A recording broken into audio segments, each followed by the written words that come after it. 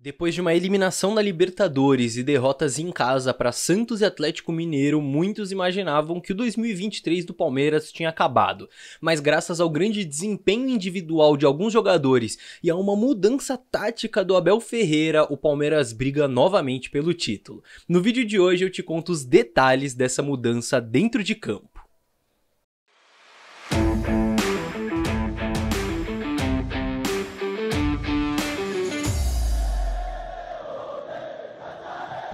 Salve, salve você que acompanha a Análise Verdão aqui no YouTube, meu nome é Leonardo Suzuki, sejam muito bem-vindos a mais um vídeo. Vamos analisar taticamente esse novo Palmeiras em 2023, esse Palmeiras dessa reta final com mudanças táticas, o que mudou nesses últimos jogos para o Palmeiras conseguir gás para ir em busca do título e ter grandes atuações individuais do Endrick principalmente, que é o grande craque desse time nessa reta final. Então, se você curte análises táticas como essa que eu vou fazer aqui, não esqueça de se inscrever no canal, certo? Porque tem análise tática toda semana, quase todo dia aqui no canal. Então, se você curte esse tipo de conteúdo, analisando o futebol taticamente, com profundidade, com embasamento, inscreva-se aqui no canal para não perder.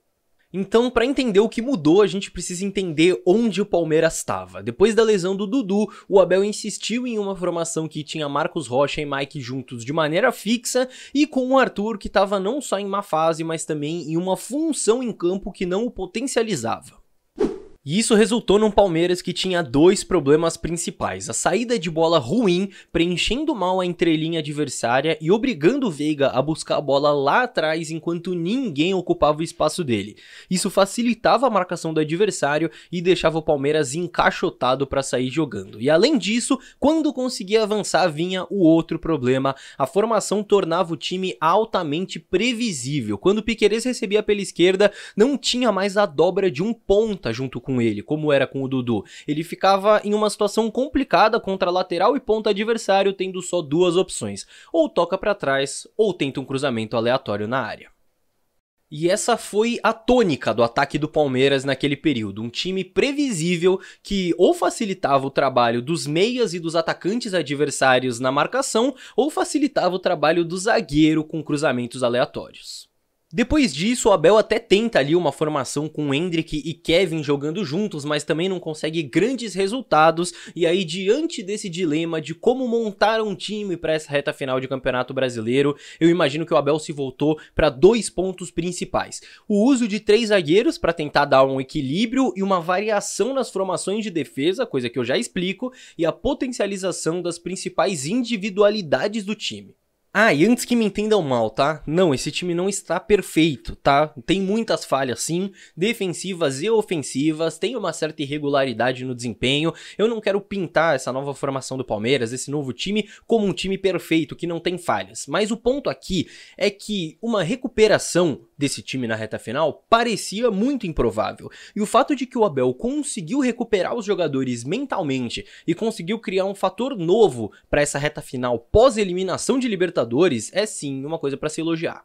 Então vamos entender como esse time joga. A formação base é um 5-2-3, com um foco muito grande nesse trio de ataque e na potencialização de Endrick e Veiga, que tem muita liberdade no posicionamento. Outros que são potencializados são Piquerez e Mike, que tem liberdade para atacar pelo lado e chegar à linha de fundo. Os três zagueiros fecham essa linha de 5, mas vale lembrar que o Luan tem liberdade para avançar no momento ofensivo, virando um volante, e que o Palmeiras defende em linha de 4 também com essa formação, com o Gomes virando lateral e o Mike avançando. Foi assim que o Palmeiras virou o jogo contra o Botafogo no segundo tempo, por exemplo.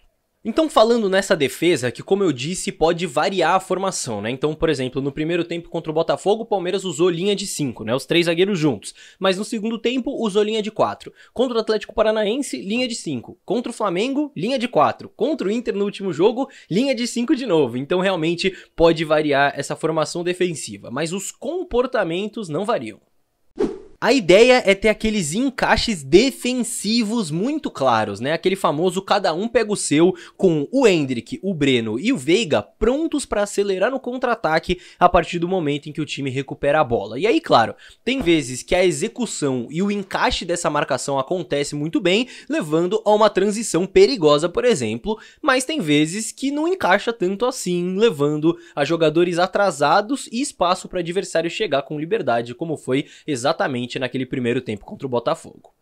A impressão que eu tenho é que o Palmeiras tem adaptado essa formação e essa marcação conforme as partidas e muitas vezes ao longo das partidas, né? Então, nesse caso do Botafogo, o Abel encaixou o time no intervalo sem mudar uma peça. E aí, contra o Flamengo, ele tenta repetir essa ideia do segundo tempo contra o Botafogo. O time até entra bem, mas uma desatenção do Veiga acaba gerando um gol do Flamengo. E aí o time morre a partir daí, toma outros 2 gols do Flamengo, né? Outro bom exemplo é o último jogo contra o Inter, que o Palmeiras entra com sérios problemas defensivos ali, gera chances pro Inter sem conseguir encontrar os meias do adversário, mas a partir de uma mudança no meio do primeiro tempo, que é o Breno Lopes voltando ali pela esquerda, o time consegue encaixar a marcação e reencontra o equilíbrio defensivo. Vai ser difícil o Palmeiras ser uma grande fortaleza defensiva nessa reta final, né, com baliza zero atrás de baliza zero, isso vai ser um pouco complicado, mas a força da marcação do Palmeiras nesses últimos jogos, na minha visão, vai depender de 2 fatores. Primeiro, o Abel encontrar o encaixe certo para cada adversário e segundo, os jogadores manterem a concentração ao longo dos 90 minutos. Agora, quando a gente falar da parte ofensiva, é importante eu falar sobre 4 nomes: Mike, Piquerez, Rafael Veiga e Endrick. Eu tô dando destaque para os 2 alas do time porque eles ganharam sim um grande protagonismo nesse time. Eles são válvulas de escape muito importantes pelos lados do campo, compondo esse ataque junto com os 3 homens de frente, né? Dá pra gente citar vários momentos em que tanto Mike quanto Piquerez chegaram à frente, pisaram na área, na linha de fundo, em situações de assistência ou até mesmo de finalização, e detalhe, ambos têm tido mais companhia ali pelos lados, né? Eles não ficam isolados naquela situação de ou ter que tocar pra trás ou ter que cruzar aleatoriamente na área, e isso passa muito pela dinâmica ali de frente do trio de ataque.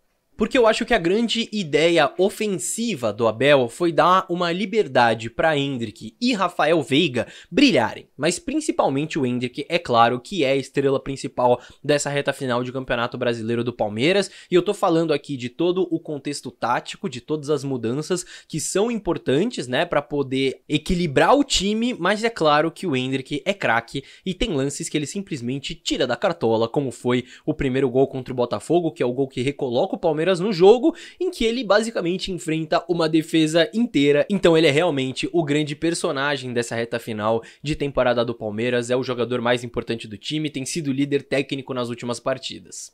Só que eu não vou me estender mais no Endrick especificamente, porque eu acho que ele merece uma análise só pra ele. Então eu vou preparar um vídeo falando só sobre o Endrick, todos os detalhes desse jogo do Endrick, como ele tem atuado, por que ele tem se destacado tanto. Então aguardem, fiquem ligados aí que vai sair um vídeo só sobre ele. E o Veiga, a mesma coisa, tá? Porque o Veiga tá ganhando essa mesma liberdade de posicionamento, mas tecnicamente não tá no seu melhor momento, apesar de estar sendo sim decisivo nos últimos jogos. E eu quero fazer um vídeo sobre o Veiga também, explicando como ele pode ser importante nessa reta final, então fiquem ligados. Mas voltando aqui, eu tenho falado muito a expressão trio de ataque, né, e pode parecer esquisito, mas eu acho que não é, porque é basicamente isso que a gente vê em campo. A gente vê um trio de ataque com o Endrick partindo da direita, o Veiga do centro e o Breno da esquerda. E a ideia do Abel tem sido congestionar esse centro do campo e dar muita liberdade para Veiga e Endrick recuarem para receber nas costas dos volantes adversários com liberdade, para partirem de frente para a marcação e armarem o time, enquanto os 2 alas ficam espetados pelo lado e Rios ou Zé Rafael podem chegar de trás para ser esse elemento surpresa. E essa intenção do time ficou muito clara naquele 5 a 0 contra o São Paulo, né? Especialmente nesse lance aqui. Olha como o time trabalha para atrair o adversário e abrir espaço nas costas dos volantes para Endrick e Rafael Veiga receberem com liberdade. E aí, a partir daí, fica muito mais fácil de desafogar o jogo em um dos alas ultrapassando e atacar a área para gerar uma jogada de finalização e de gol. E olha que interessante, né? Eu acabei de mostrar aqui um gol do Breno Lopes e eu tô falando sobre esse ataque e eu nem citei o Breno Lopes aqui direito, então onde que o Breno Lopes entra nessa história? Por que que ele está ali? Bom, rapaziada, eu sei que ele não é o jogador preferido de todo mundo, né? E realmente, tecnicamente falando, o Breno deixa a desejar em vários momentos, ele perdeu gols importantes aí nessas últimas partidas, mas a função dele nesse time é uma função importante justamente para Rafael Veiga e Endrick funcionarem. Então lembra que eu falei que os dois recuam para receber a bola nas costas dos volantes? Por que será que a linha de defesa do adversário não encurta esse espaço, não corre para frente e compacta o time? Justamente porque o Breno tem a função contrária. Enquanto os dois recuam, ele ataca a linha de defesa adversária, empurrando ela para trás e gerando espaço. É exatamente através dessa movimentação que ele abre brecha para Rafael Veiga e Endrick jogarem e terem tempo atraindo a marcação, ou ele mesmo tem a chance de receber em profundidade para finalizar. Tudo isso eu imagino que o Abel pensou para tentar deixar esses dois craques, Rafael Veiga e Endrick, mais confortáveis. E olha, desde a mudança na formação, foram 7 partidas com 6 vitórias para o Palmeiras, e durante esses jogos a gente teve 4 gols do Endrick e 5 participações diretas em gol do Rafael Veiga, sendo 1 gol e 4 assistências. Mas eu quero saber o que você tem achado dessa nova formação do Palmeiras, se você acha que ela pode funcionar nas últimas 4 finais de campeonato. Comenta aí a sua opinião, e se você curtiu a análise tática, você tá aqui até agora, significa que você curtiu o vídeo, então deixa o like, não custa nada, é de graça e me ajuda muito, faz esse vídeo chegar cada vez a mais palmeirenses. E não esqueça do recado que eu dei, hein? Vem aí conteúdo exclusivo sobre Endrick e sobre Rafael Veiga, aquela análise tática também, com lances, com campinho e com tudo que vocês gostam. Então inscreva-se no canal se você ainda não está inscrito para não perder mais nenhum conteúdo. Fechou, rapaziada? No mais é isso, muito obrigado pela companhia em mais um vídeo, vejo todos no próximo. Tchau, tchau!